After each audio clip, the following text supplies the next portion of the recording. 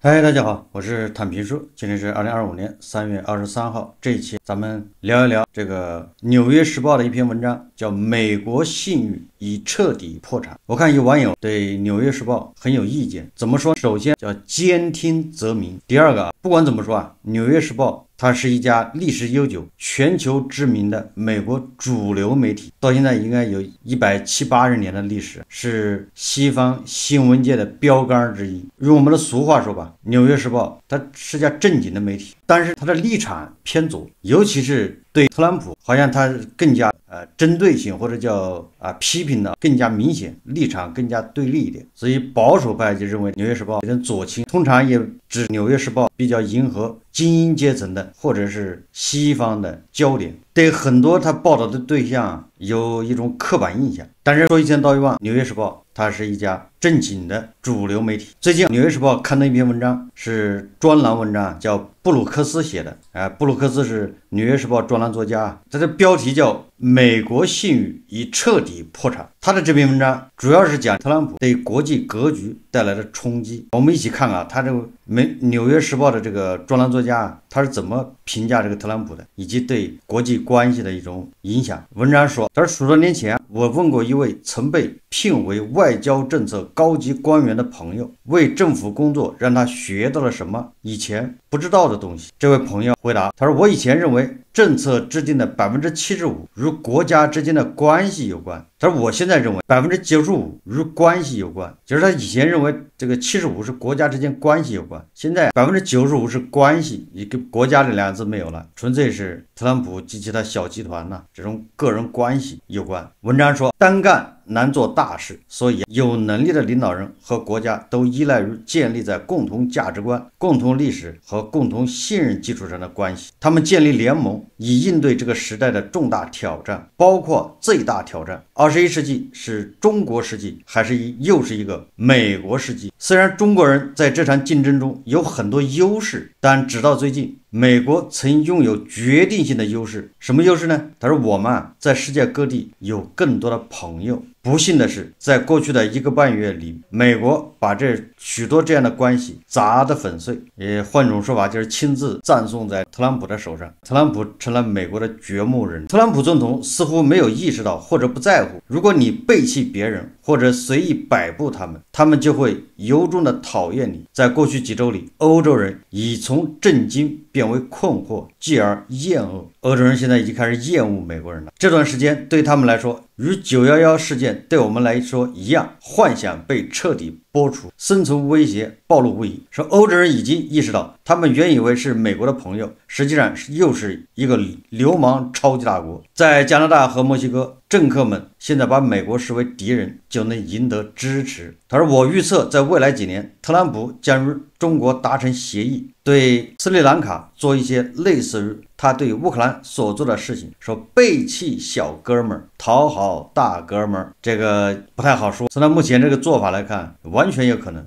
他没有什么章法。说亚洲各国也会得出与欧洲人相同的结论，美国在出卖朋友这一块不搞区别化对待，不搞369等，一律平等的。这不是特朗普的问题，美国的所有声誉已经丧失丢绝。作者说，我才不管亚伯拉罕什么林肯本人是不是会在2029年入主白宫，因为任何外国领导人都无法放心的信任一个每隔4年就有可能选出另外一个专制虚无主义的国家。那么未来会发生什么？这个作者给了8种情况，会有8种这种情形发生。第一种就是北约寿终正寝，拜登花了4年的时间捍卫第2次世界大战后的自由秩序，这个秩序产生于一段特定的历史经历。第1次世界大战后的美国孤立主义导致了2战的可怕经历，2战后的国际主义带来了80年的超级大国和平。你把这一段历史讲给年轻一代听，他们中有许多人会用奇怪的眼光看着你，好像你讲的是14世纪。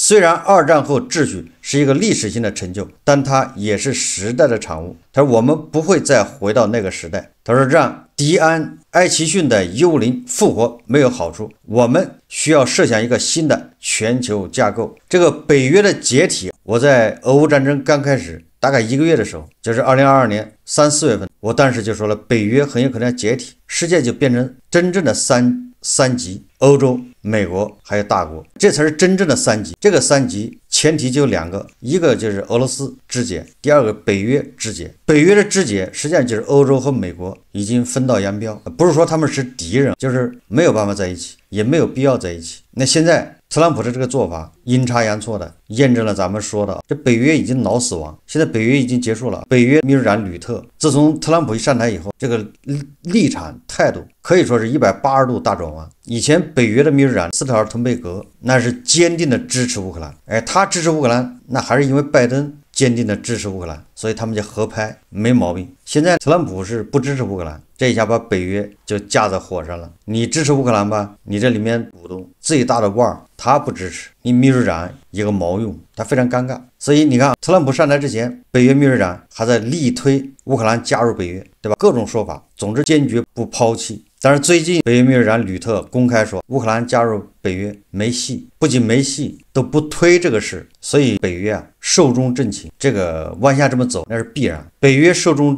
正寝，欧洲才会崛起，法国、英国，尤其是德国，德国就解除封印。你从现在德国这个议会，他现在德国什么基本法，也就是债务刹车条款呢修改，已经得到政府批准了，立法通过，政府批准，正式生效。德国现在加大这个国防预算，不受债务上限影响，也就是需要多少加多少，这个不是闹着玩的。这个专栏作家说，第二个现象就是西方阵营分崩离析这个大家都看到了。他说我们所说的西方是一场始于西元前的对话，苏格拉底追寻真理，伦勃朗体现慈悲，洛克发展启蒙自由主义，弗兰西斯培根开创科学方法，这是我们的遗产。在我们整个历史中，美国曾把自己理解为伟大西方事业的顶点，西方的概念在欧洲与北美的所有联盟中被具体化，但特朗普的脑子里似乎没有西方这个概念。特朗普正在切断美国与他的精神和知识根源的联系，他完成了杰克逊1987年开启的事业。这个杰克逊曾和斯坦福大学的一群进步活动人士高呼西方文明必须离开。第三个说，新的文明斗争是硬如软的碰撞。他说不要过度思考，特朗普是不是在下四维象棋，试图将俄罗斯从他与大国的联盟中分离出来。美国外交政策现在是以能让特朗普的荷尔蒙激增的事情为导向，也就是提供情绪价值荷尔蒙激增。他一生都热衷于雄劲的男子气概，让美国再次伟大。就是在这个大脑里，普京代表硬，西欧代表软，马斯克代表硬，美国国际开发署代表软，世界摔跤娱乐代表硬，大学生代表软，争取支配地位的斗争代表硬，联盟代表软。那也就是特朗普叫欺软怕硬。第四个，欧洲要么复兴，要么沦为博物馆。欧洲有可能成为低生育率、低创新、慢增长的世界旅游地。当欧洲人知道现在是他们切断与美国的安全期待，重振自身威力的时刻，德国正在为制造武器增加贷款能力。意大利前总理德拉吉关于市场分裂正在扼杀科技创新的言论震惊了整个欧洲大陆。许多保守派人士深信欧洲太过于世俗和腐朽，无法恢复元气。也许吧，但德国是个认真严肃的国家，法国有无与伦比的公务员体系，历史已表明英国人民在艰难时刻是值得信赖的，关键的时候还是看英国人为这个西方指明方向。第五个说，核扩散的新时代，随着美国撤走安全保护伞，世界各国从波兰到甚至日本都将得出结论，他们需要核武器。这会有什么问题？实际上现在波兰他那个总理已经公开讲话，波兰要搞核武器。那乌克兰，我想乌克兰接下来恐怕在这块会有所动作，要么是只做不说，私底下已经开始干了，要么是边做边说。伊朗大家知道吧，那美国特朗普现在就给伊朗施压，伊朗现在就看会不会被俄罗斯出卖。普京也有可能为了拉拢特朗普，他帮特朗普做说客，反手对伊朗施压，忽悠伊朗弃核，放弃核计划，这有可能。接下来的10年恐怕正是核扩散的10年。这个核武器的技术并不是什么高科技，对恐怖组织来说搞核武器很难，但是对一个国家来说，你想想朝鲜2000万人口，这真正的叫一穷二白，人口还不多，勒紧裤腰带，人家核武器搞出来了。所以说，其他的国家没有理由说搞不出来，也就是看愿意不愿意，有没有这个必要。随着特朗普现在撤走自己的保护伞，随着乌克兰遭到这种叫霸凌侵略，而侵略者旗开得胜，不仅得不到这个应有的惩罚，反而还得到奖励，那各个中小国家搞核武器就成了必选项。这个文章说，第6个方面说，大国将填补空白。他说，随着美国背弃朋友，大国将努力交朋友。大国驻欧盟的欧洲事务特别代表最近表示，特朗普政府对欧洲的做法让他感到有点心寒。这个就是卢沙野在两会上接受记者采访的时候他说的。他接下来说我希望欧洲朋友能够在当前的形势下能有所思考，并将特朗普政府的政策与大国政府的政策进行比较。通过这样做，他们会发现大国的外交方式强调和平、友好、善意的合作共赢。他说，虽然这种呼吁将受到怀疑，但现实是，当面对大国和美国这2个超级大国时，欧洲、亚洲、非洲国家都将不得不两面下注，左右逢源。这个话的潜台词就是，以前大家很好选择，都是尽量抱美国大腿，首先抱美国大腿，抱得死死的。大国如果去拉拢别人得点好处，那就给大国这边下一点点注。现在由于特朗普一上台，特朗普这个骚操作，那逼的这些国家不能再抱紧美国大腿，而是要两边都要抱。美国肯定是要抱的，你也不能得罪，但是你不能指望着美国。在这种情形下，你不能一心一意的抱美国大腿，所以你就得大国的大腿也得抱，得学习新加坡，左右逢源，不能一头堵。这个确实国际关系恐怕现在变得就是这样。你有没有看到这个大国和日本最近还有韩国已经是打得越来越热火，这是拜特朗普所赐。第7个说，一场全球文化战。多年来世界价值观调查的结果一直显示，西欧和美国偏民主党地区正朝着一种超个人主义的后现代化文化发展。他说，这种文化与世界其他地区更传统的集体文化越走越远，也就是在民主党的这个领导下或者叫刺激下，还有西欧的一些国家就越来越强调个人主义、超个人主义这种后现代化文化。但实际上更多的地方它还是深深的那种传统的集体文化占主导。这个说的还是很有道理的。你像大国，你像印度，你像伊朗，这些传统地区，那还是更多的强调集体，大集体、小集体，个人为集体服务，个人从属于集体。他说，这最终必将导致政治上的分歧。说特朗普以及保守派佩服普京的原因之一是，他们将普京视为对抗他们的终极敌人。这个不太好理解。这个专栏作者他认为，特朗普把普京视为对抗这种价值观的，你比如说大国印度终极敌人，难道普京搞的是民主与专制的结合体？这个第8个说，返回国家的伟大光荣。这个作者说，历史尚未结束，如历史学家卡根指出的那样，说美国在孤立主义时期与干涉主义时期之间摆动。那这个就是咱们说的这个钟摆来回摆动。那现在是孤立主义，恐怕摆过头了，后面就要摆到干涉主义。他说，我们也在个人主义与社群主义、全儒主义与理想主义、世俗主义、非理性悲观主义、非理性乐观主义之间来回摆动。我们现在正处于每一种对立体的前一种的最极端状态。特朗普的无能将激起一个逆向反应，那将被证明是一个机会和重生。这个反应发生时，人民将准备好接受一个特朗普永远不会理解的事实：当你把美国变成一个巨大的敲诈机器后，你会得到一些短期的胜利，因为弱国会在你的强盗行径下屈服，但你也将毁掉国内外的关系，而这些关系实际上才是美国长远力量的来源。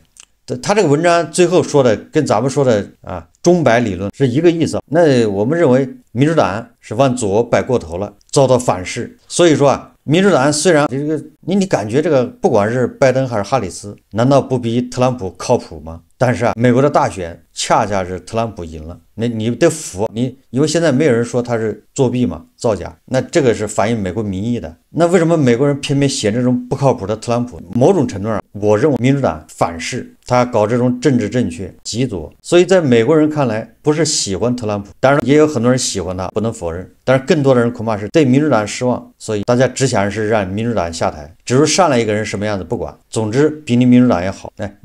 在这种逻辑之下，特朗普胜出，但是特朗普是往右矫枉过正，就是摆过了头。那按照专栏这个作家的说法，接下来就是要特朗普遭到抛弃，要往左摆，也就是他说特朗普的无能将激起一个逆向反应，钟摆逆向嘛。作者就认为那个时候是美国一个机会，也是美国的重生。纽约时报一如既往的批评特朗普，当特朗普在他竞选总统的时候，他选万斯做搭档，我当时认为这个特朗普真是脑子坏掉了，因为这个万斯当时给我的感觉他就是个小特朗普，一般的选搭档这不是选一个互补型的吗？这样才能叫最大化的代表民意。结果他选了一个小一号的特朗普，现在才看得清楚，特朗普这一招很高明，也就是他把那个铁锈区，他把红脖子吃得死死的。因为特朗普本人代表不了铁锈区，代表不了红脖子，因为特朗普的人设是金碧辉煌，是奢华无度，这个媳妇不停的换，是一个有点像花花公子的这种人设，上综艺节目，房地产开发商虽然不成功，总之他是无论如何代表不了铁锈区红脖子，也就是铁锈区红脖子的一个具象化，不可能是特朗普。你现在发现原来是万斯嘛，万斯就是铁锈区红脖子的一个具象化。万斯在他的书里面《乡下人的悲歌》，还有他后面很多演讲，他公开表达的观点，他是极力反全球化。他认为美国再次伟大就要回到上个世纪60、70年代，那个时候美国这个制造业正好是如日中天，美国人如果是双职工，那妥妥的绝对是中产，对未来充满希望，夫妻俩都上班，都拿工资，一家养3、4个孩子，其乐融融。后来他们也搞大下岗，为什么？就因为全球化夺走了他们的工作岗位，他们很多制造业都流失出去了。为什么流失？因为世界上有很多地方劳动力成本、环境成本、管理成本都比美国低。那从华尔街资本来说哪儿劳动力成本低，哪儿成本低，这钱就去哪儿，工作机会就去了哪儿，钱去了哪儿，在哪儿投资，那可不产业就到了哪儿嘛。所以你看是不是什么亚洲4小龙正好也就崛起？当然了，亚洲4小龙崛起还跟战争有关系，那当然跟资本也有关系。后面就是大国改革开放成了一个洼地，资本流入大国，工作机会到了大国，所以美国的制造业它就衰落。那这个也符合逻辑，美国的制造业衰落，它不光是劳动力成本，还有一个环保。美国叫好山好水好寂寞嘛，为什么好山好水？它这几十年都没有工业污染，对吧？可以忽略不计。这个万斯一上台，正好跟特朗普的这个叫反全球化、孤立主义一拍即合。大家可以看万斯的演讲，大家看视频。 There were two conceits that our leadership class had when it came to globalization. The first is assuming that we can separate the making of things from the design of things. The idea of globalization was that rich countries would move further up the value chain while the poor countries made the simpler things. You would open an iPhone box and it would say designed in Cupertino, California. Now the implication, of course, is that it would be manufactured in Shenzhen or somewhere else. And yeah, some people might lose their jobs in manufacturing, but they could learn to design, or to use a very popular phrase, learn to code. But I think we got it wrong. It turns out that the geographies that do the manufacturing get awfully good at the designing of things. There are network effects, as you all well understand. The firms that design products work with firms that manufacture. They share intellectual property, they share best practices, and they even sometimes share critical employees. Now, we assume that other nations would always trail us in the value chain, but it turns out that as they got better at the low end of the value chain, they also started catching up on the higher end. We were squeezed from both ends.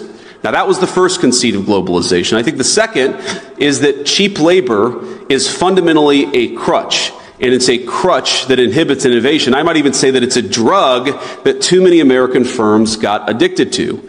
Now, if you can make a product more cheaply, it's far too easy to do that rather than to innovate.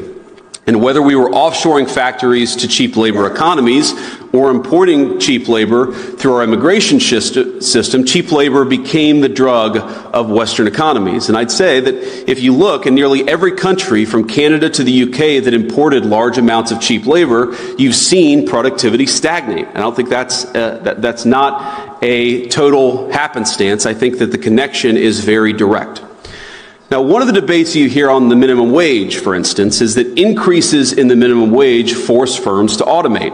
So a higher wage at McDonald's means more kiosks. And whatever your views on the wisdom of the minimum wage, I'm not going to comment on that here. Companies innovating in the absence of cheap labor is a good thing.